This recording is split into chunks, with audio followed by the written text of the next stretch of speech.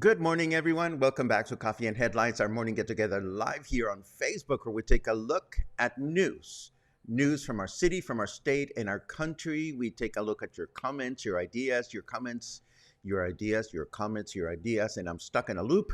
Your contributions on how to best enjoy ourselves in Puerto Vallarta as a community of English-speaking locals. Today is Thursday, October 13th. We are slowly but steadily advancing through the month, approaching cooler weather, approaching fun celebrations like Day of the Dead, and an increasing number of opportunities to connect with the city and with one another.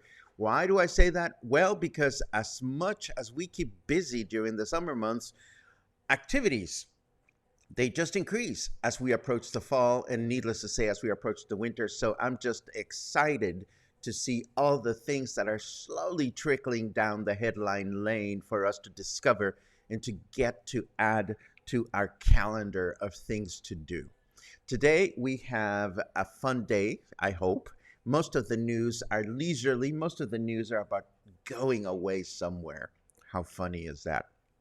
Don't you wish you could go away somewhere? I certainly do.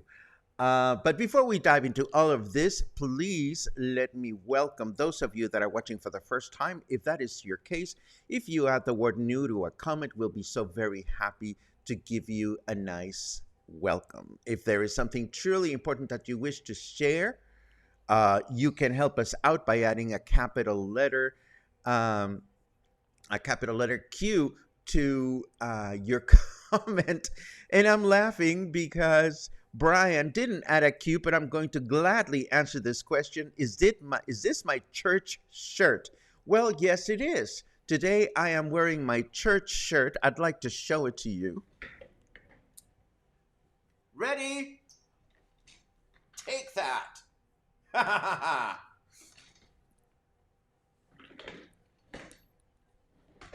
And why am I wearing my church shirt today? Because, well, we're going to pray to the church shirt creator, Josh Penrod. We recorded an interview with Josh, also known as King Midas, and we're going to feature that interview today in anticipation for the upcoming, there you go. In anticipation for the upcoming Hecho a Mano PV Art Expo that is going to happen this coming Saturday, where you can find Josh's beautiful creations. They're not all churchy. There are some other churches represented in his collection, but you will want to get to know this young man and hopefully join with me as we praise the work that he does, which is more interesting than you think. And I'll explain myself as we go through the interview. So I think we're good to go. Yes, let me push the buttons. Bam. Okay, Mexico's Federal Civil Flight Agency has announced the elimination of face mask use in national airports and domestic flights, joining an increasing number of countries that have made similar modifications to their COVID-related guidelines. Furthermore, Grupo Aeroportuario del Pacífico, which is the agency that manages and oversees airports in Jalisco and other states in eastern Mexico, has confirmed that face mask use is now optional in the Guadalajara and Puerto Vallarta airports, adding that both facilities provide more than adequate ventilation as requested by sanitary guidelines.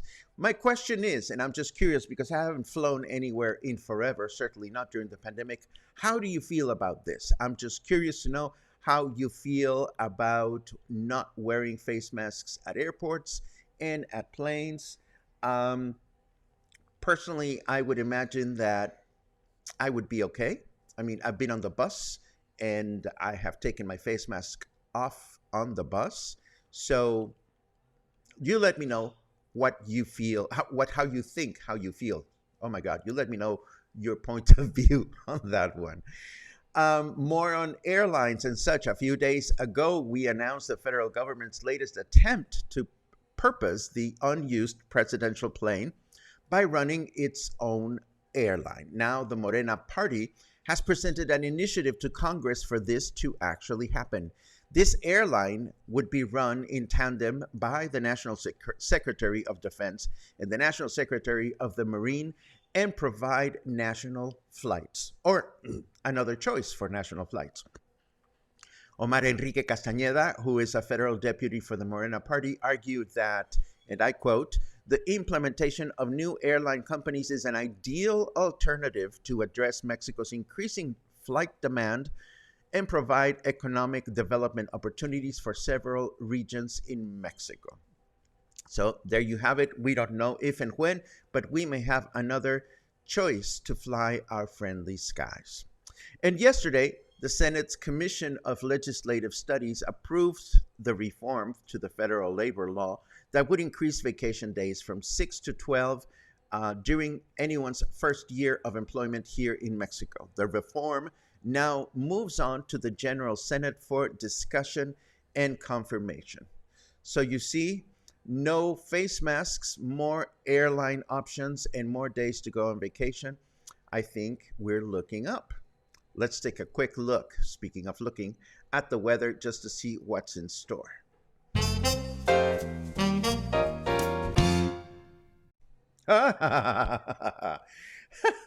I wonder if Alex Jones can pay $1 billion in damages using dietary supplements and survivalist products. Well, snarky carrot weather, you're not the only one that is wondering that, but we are not going to go there. 24 degrees right now. That's a low figure. Hooray. And humidity is at 75%. And our temperature in Fahrenheit degrees presently is 75. Our weather forecast for today, humid and mostly cloudy with a high of 31 and a low of 23. On Friday, that's tomorrow, possible light rain overnight with a high of 31 and a low of 24.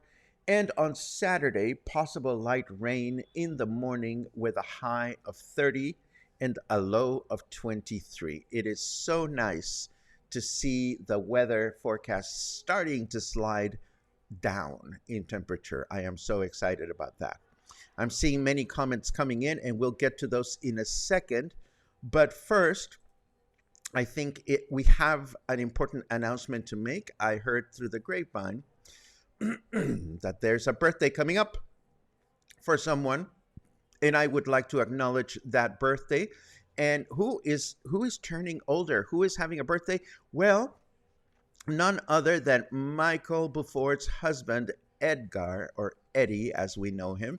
He's turning 36 today, so I want to say, Eddie, happy birthday. You're such a young one. You still have such a long way to go. You're going to get a party noise. No, seriously, Eddie, happy birthday. I hope you have a wonderful, wonderful birthday today and every day. You have, as I said, you have many years to go to become a queen-ager like myself, but enjoy your 30s and then you will enjoy your 40s, and you'll be the happiest person you can be once you get to your 50s. And once you get to your 60s, I tell you, it just gets better. Now, yesterday we announced that Time Out New York magazine named Colonia Americana in Guadalajara as the world's coolest neighborhood right now. What we did not tell you is which neighborhood came in the 51st place. 51st.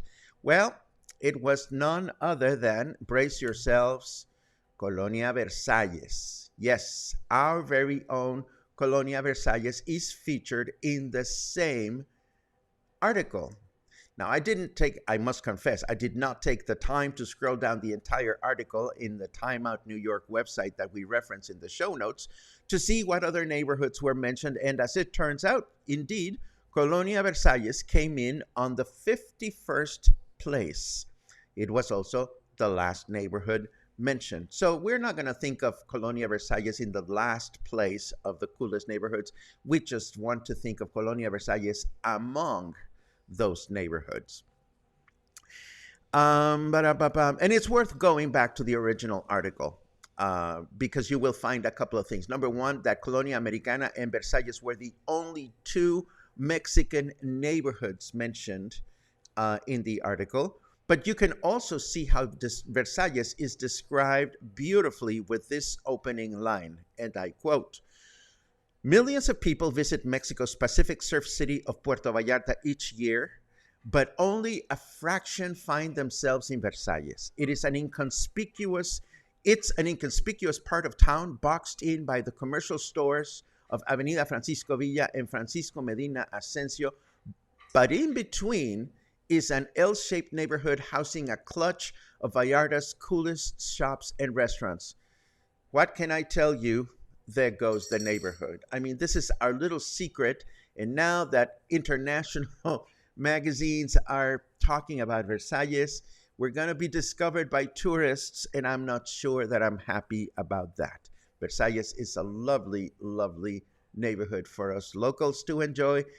And yes, you can slap me. I don't care. I don't know that I want to see Colonia Versalles full of tourists. I wonder how you feel about that, and I would love to read your comments as we move on with our program. And speaking of moving on, look who's coming back. Early sightings indicate that folks living in the states of Coahuila, Nuevo León, and Tamaulipas, these are northern states in Mexico, can now spot the beautiful monarch butterfly as it continues its annual migration to the pine tree forests in the states of Mexico and Michoacán. The article provides an email address where you can register your own sighting reports for scientists to keep track of the butterfly's progress as they reach their destination. And for those of you that don't know, just as whale watching tours or turtle hatchling release activities are extremely popular here in Puerto Vallarta, monarch butterfly sighting tours in the state of Michoacán are just as popular, providing a unique opportunity to come up close and personal with thousands of these butterflies, and also emphasizing the importance to continue safeguarding their habitat to prevent extinction. Moving right along, you'll be happy to know that there is a new community theater company in town called Teatro Sin Bordes, a not-for-profit performing arts organization which provides opportunities for members of the community to participate in all aspects of theater arts production. The company is presently holding auditions for a play titled Bedrooms, to be presented at the American School of Puerto Vallarta, where the theater company has established a residence. For more information, if you want to participate either on stage or behind or beyond, you can take a look at a link that I'm going to show you in the show notes so that you can become a thespian kind of person if you choose to do that. Now, we have been mentioning this upcoming event, which is the art expo that is going to be held by Hecho a Mano PV.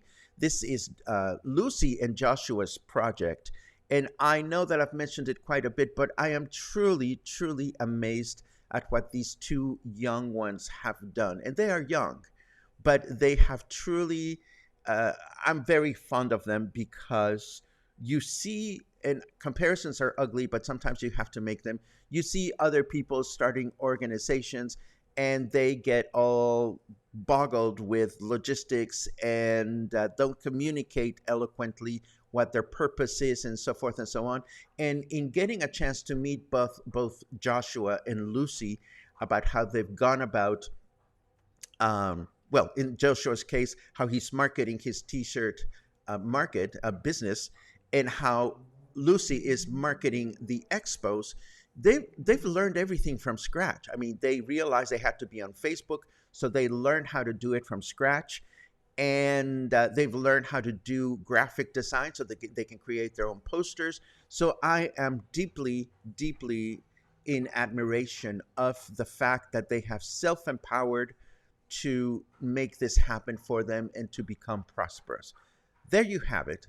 So let me now show you the interview that I have prepared so that you can get to meet Josh and learn a little bit more about his process. We are sitting here at Ernesto's Good Grub, and I'm sitting here with Joshua. Joshua, known as Yoxolotl Art. Yes, sir. How did that come about?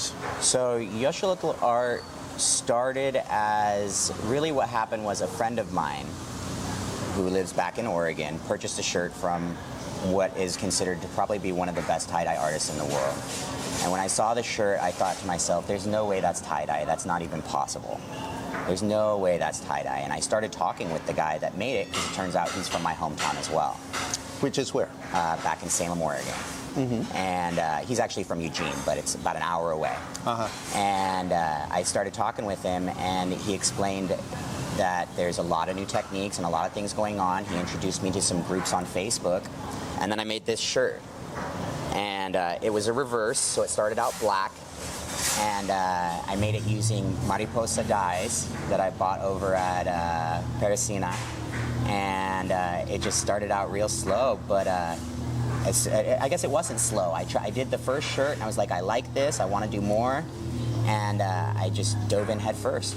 How long ago was that? That was back in March. March of this year? Yeah, March of this year. So this whole enterprise of doing tie-dye shirts here in Puerto Vallarta, had you thought about this before? Or how did the epiphany come about? I mean, I saw the shirt, I wanted to make it. It wasn't about really getting into a business so much in the beginning. It was just something to do to fill my time, something I could have fun doing. Mm-hmm. And then it seemed to be like a duck to water for me. I seem to have what people call magic fingers. They do what I want them to. The shirt does what I ask it to do. Where did you get your inspiration? From some of the great artists. Stephen Jay's one of them. Mr. Tie-Dye, he's another one. Dying Light Creations is another one.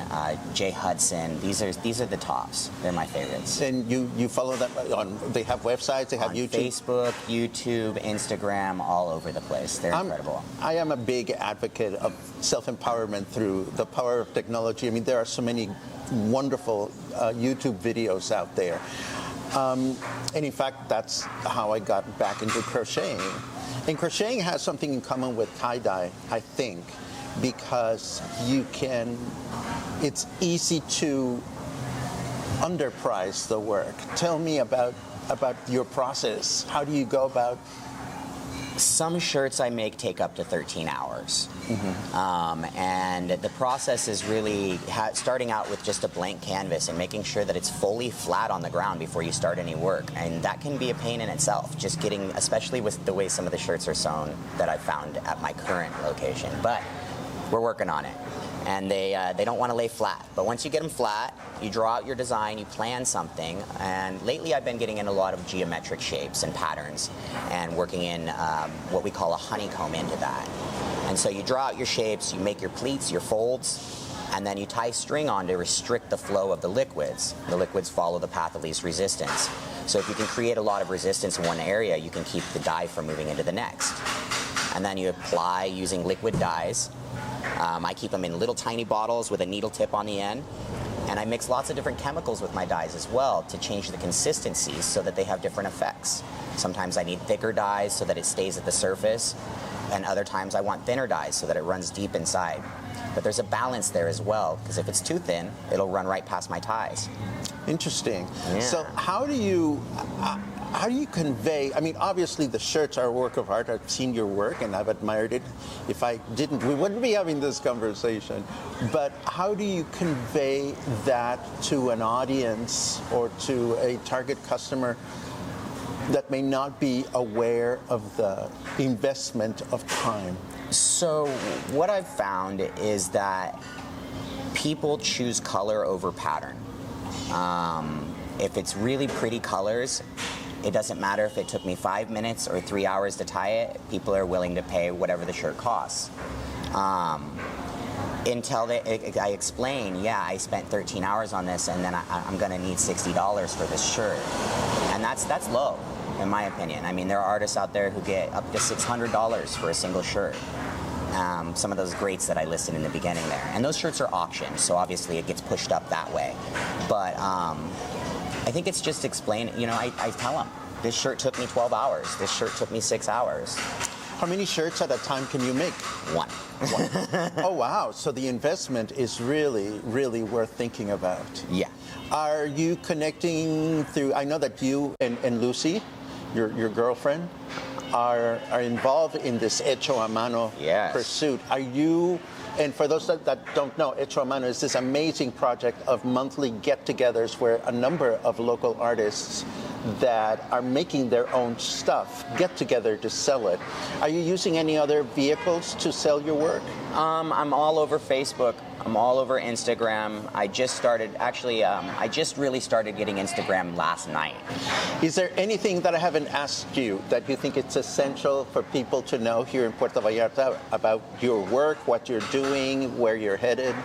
I think that really the essential thing to know is to watch for those pop-ups. Watch up for those pop-up galleries where you can come down and you can meet me, you can talk to me, you can see the artwork in person. And also feel free to reach out anytime. Message me via Messenger or Instagram, and if there's something custom you want made, we can do that as well. There you have it. Anything else? I think that's it for now. I think the barking dog is our cue. Thank you, everybody, for watching, and feel free to leave your comments. Of course, we'll be doing more interviews like this too, so we can empower as many people as we can. Awesome. Thank you so much, Paco. Ciao. So there you have it. I have 3 takeaways from this interview in case these were missed. Number 1, as I said before, I think it is so important to support those people that actually empower themselves. And as I said before, the way Josh and Lucy have taken to learning the technology necessary to communicate their message and their branding is really fantastic. Number 2 is the fact that we must remember that certain things that are handmade, they take time to create, you know, and that's one of the reasons why I don't sell crochet things, because the time investment is huge. And when it comes to giving some value to the time investment, you know, it's expensive. So if you find that Josh's shirts are not inexpensive, then you should be mindful of the fact, or you may want to be mindful of the fact that these things don't happen overnight. I mean, it's a process. He only makes them one by one, which I didn't know, and I was just in awe of hearing all about this. And last but not least, and this is not evident in the interview because we didn't talk about it because it's not my place to discuss, but I do happen to know that Josh and I have something in common, which is that he discovered his ability to do this at a time in his life that was very, very dark. And he was able to use the shirts, which he just started doing in March, as a path out of that very dark time. And I had a very dark time in my life about some 25, 30 years ago. And I also made an important insight that allowed me to move past that time. So kudos to him, and kudos to anyone that gets lost in the dark and finds something unexpected as a means to get out of that dark space. With that said, I am going to now rewind the tape and take a quick look at your comments. I see lots of good mornings, and those make me so very happy. Thank you so much for being such a kind and loving community. I love that. Let's see. Boom, boom. Oh, boom, boom, boom, boom. Speaking of boom, boom, boom, boom. There you go. More good mornings, more good mornings. Doug says only 3 more days still there. Awesome. Awesome. And thank you for your comments about the shirt. It's a pleasure to wear it. Although I've worn it 3 times without washing it, now I need to talk to King Midas about proper care. Let's see. Yes, Michal and Boo Boo are almost here. I love it. I love it. Nice shirt. Looks like a muscle. Well, the shirt may look like a muscle shirt. I know that I don't look like a muscle anything, but I like wearing this shirt. It makes me very happy. Let's see what else we have. Arturo, it's nice to say hello to you. I hope you're enjoying Canada. Paula says, what a talented artist. I had the nicest chat with him on Messenger. Plan to meet him when I'm there in the winter. Josh is the nicest soul I've met. He is just the sweetest guy. Then I see some comments about face mask used. I still get nervous in crowds when people don't wear masks, but I am getting used to it. Sherry, I side with you on that one. But again, we have the choice of being in the crowds or not more often than not. Of course, there are some places where the crowds are part of the choice and they are inevitable. My hope for you and for those of us that still feel on the edge about certain circumstances where face mask is not being used is that we take a deep breath and continue getting used to the new normal. That's the only way to go. And be careful, of course. Let's see. Doody-doody-doody-doo. Clay misses Mexicana Airlines. Well, that may very well be the name of this new airline. I think that's what the intention is. It's my choice to wear or not wear a mask. It's time for the mandates to go away. I tell you, Ronald, I think the mandates, at least here in Jalisco, will go away by the end of the month. That is just a hunch. The Jalisco State Board, Health Board is scheduled to meet at the end of the month. And my hunch is that face masks are finally going to go away. Hopefully that will be the case. And hopefully it'll be done because it is time to do that. And because the virus is under control.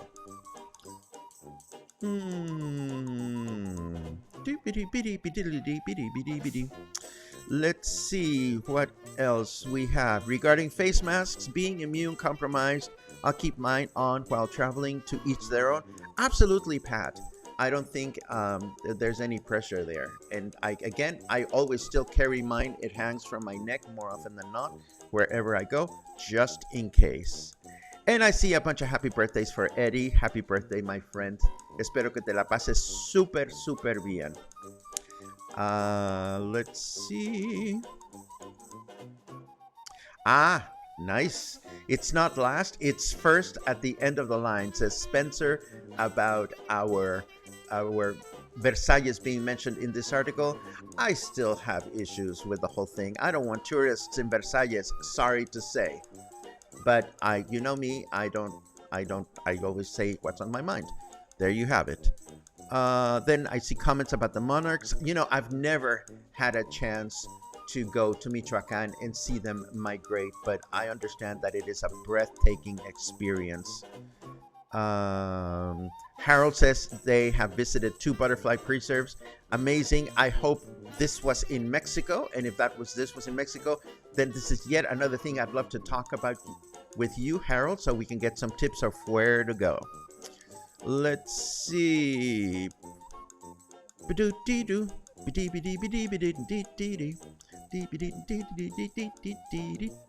Let's see. One butterfly landed on one of my fingers the whole time I was at the preserve.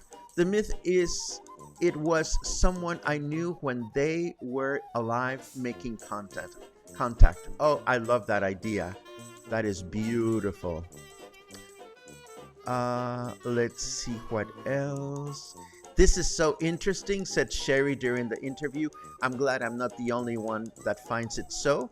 And you may remember that when I first brought Josh's art to the program, it was because he had published one of those beautiful videos of him doing his work in progress, which I was very, very mesmerized with. Wearable art is such a warm personal experience. I totally agree with you. Clay says, I wonder if he can do tennis shoes. I wonder too. But again, you will find his Facebook page in the show notes. Maybe we can all ask him personally. Or better yet, speaking of personally, we can all find him at the Hecho a Mano Expo in a couple of days. I know that I'm going to be stopping by, and there you have it. Sage says he's very talented. I may need a custom shirt. I tell you, he is so approachable. It's not even funny. Let's see what else. Artists are one of the many reasons that make Puerto Vallarta so popular. I couldn't agree with you more, Charles. And whenever we have the opportunity to connect directly with the artist, to me, those are the very special situations.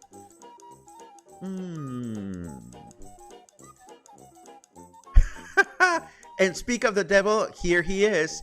I don't know if you got to see your interview, my friend, but I hope you liked it. And I am looking forward to seeing you in a couple of days. And of course, Josh adds, I will come through and reply to any questions after the show. That is absolutely beautiful. And I think this brings us to the end of today's broadcast. Thank you so very much for keeping us company today. Another day. Tomorrow is Friday. We don't know what we're going to bring to the table, but I am sure I'm going to try my darndest to make it as juicy and as fun as what we had today. Thank you so much for joining us for another Coffee and Headlines. I hope your day is fresh and cool and warm and wonderful and whatever you want it to be. And hopefully I'll see you again tomorrow.